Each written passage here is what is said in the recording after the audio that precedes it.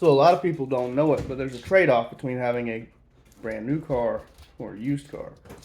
The trade-off is pretty simple, pretty straightforward, but sometimes it's hard to wrap your mind around. People think that as long as they have a car payment, they're going to have a good, reliable car. It's not true. If you remember a couple of years back, and you may not, just depends who you are and when you're watching this, there was a Chevy truck that came with the ability to turn all the tires, not the front two, all of them. That was a added feature. Well, fast forward to today, and this was not that long ago. There are none. You don't see them on the roads. Um, don't remember anything about a recall. I think people were test driving them and going, "Oh my God!" And it wasn't a good idea. Is the point. But that not being a good idea kind of subsequently led to the other realizations that just because it sounds like a great idea doesn't make it a great idea. And I can't really advise people which direction to go. New car, old car. What I can say is that I have a bunch of old cars. I had a new car. I had a brand new car. And it died on me while still making payments, while still under warranty, while still, you know, with the peace of mind, satisfaction, and all that. And they did not give me peace of mind. They did not give me satisfaction. And they did not give me all of that. So I am purchasing old cars that run, really ugly cars, but old cars that run for cheap.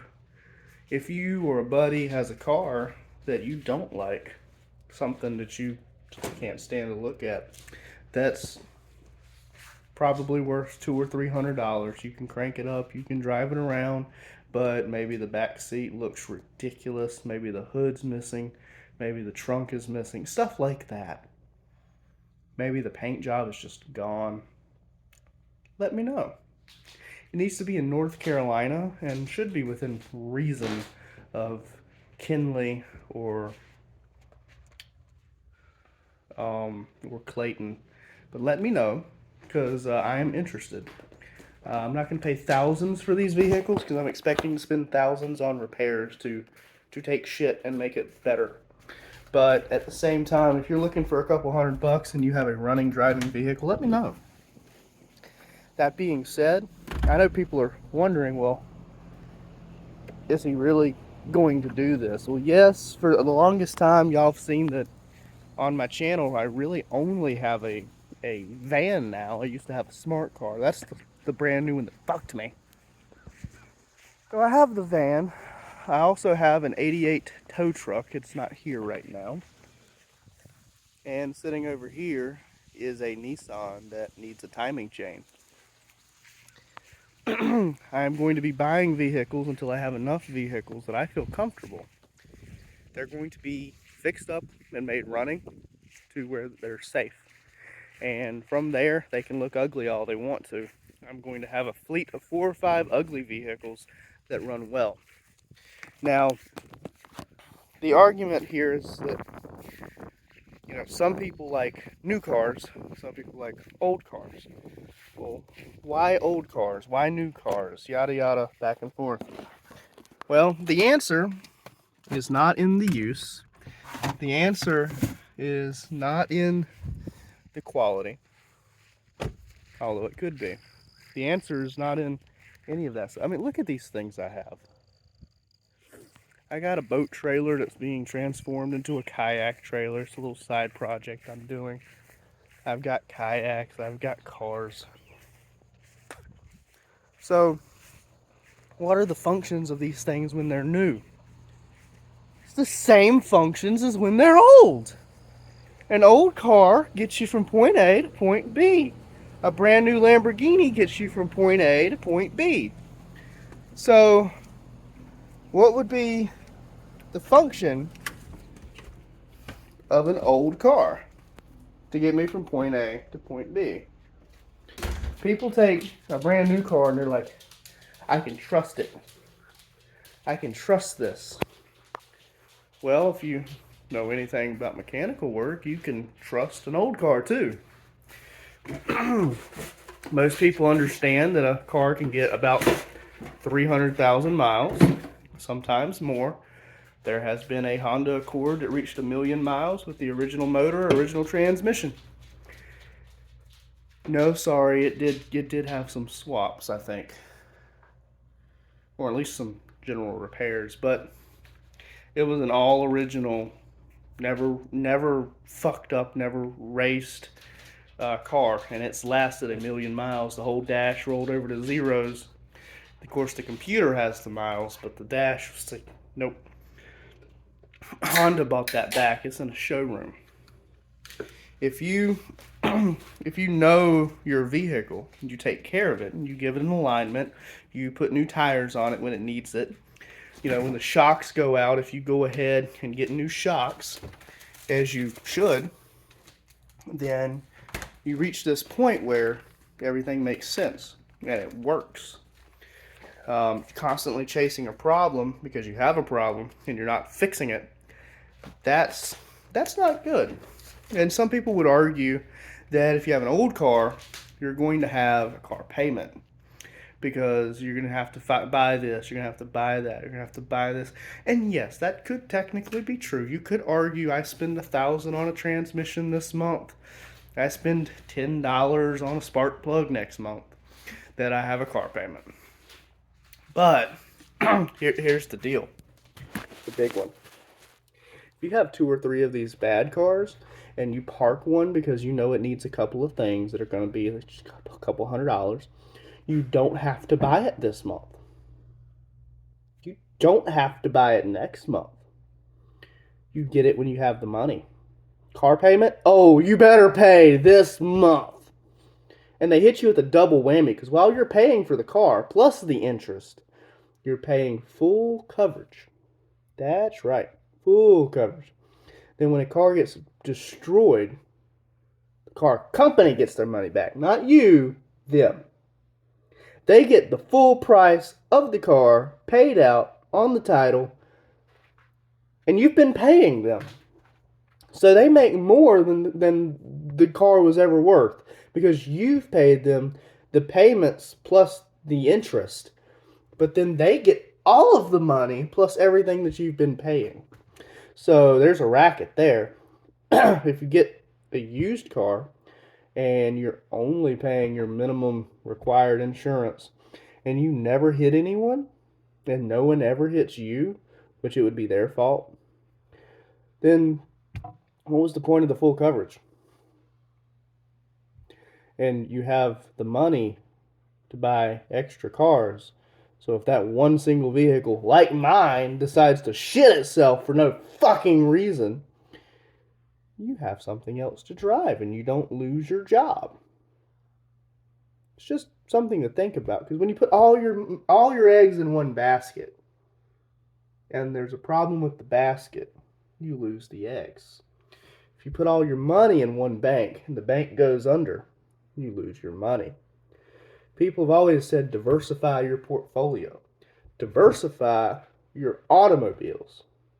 It's just a thought, but it's my thought. I pass on to you. Why did I get the 88 tow truck? No computer. No computer. You tell that bitch to run, it cranks up and it runs. It's just a small number of wires. You got the wire coming off the battery to the starter. You got the wire coming from the starter to the motor. You got the all of the spark plugs getting their shit going, and you got the Holley carburetor adjusting the carb, the fuel intake, and all. It's old fashioned, and what you end up with is a running driving vehicle that doesn't think, and if it doesn't think, it just does. You don't have to worry about a single 5 cent uh, diode or resistor burnt out on the computer, and no one's going to let you get inside the computer to replace the diode or the resistor or the capacitor. So you have to buy a whole new computer. Oh, they don't sell that computer no more. Fuck, what do you do? Well, you have to get an aftermarket computer and flash it to the car. How do you get an aftermarket computer? Well, you can't go to the dealership for that. No, no, no, no. And it's more expensive than the already expensive computer process. So what do you do now? You end up junking the car is what most people do. Some people who truly love their vehicle get the aftermarket computer for several thousands, pay the services to have an aftermarket flash done, and then they can go get their inspections and all that and continue to drive their vehicle. But not most people. These new computer driven vehicles are retarded. They're stupid. They have to have all of these lines of code just for it to roll tires. And that thing out there that needs the timing chain, it does have a computer on it. Yes, yes, I know people want to call me out because I'm putting those vehicles down. I'm very aware, but it was a $500 car. Which is my point, is I can fix that for $1,200 tops, absolute tops. If I don't do it myself at all and I pay someone else to do everything, about $1,200 tops. Put timing chain in it. It drove itself here.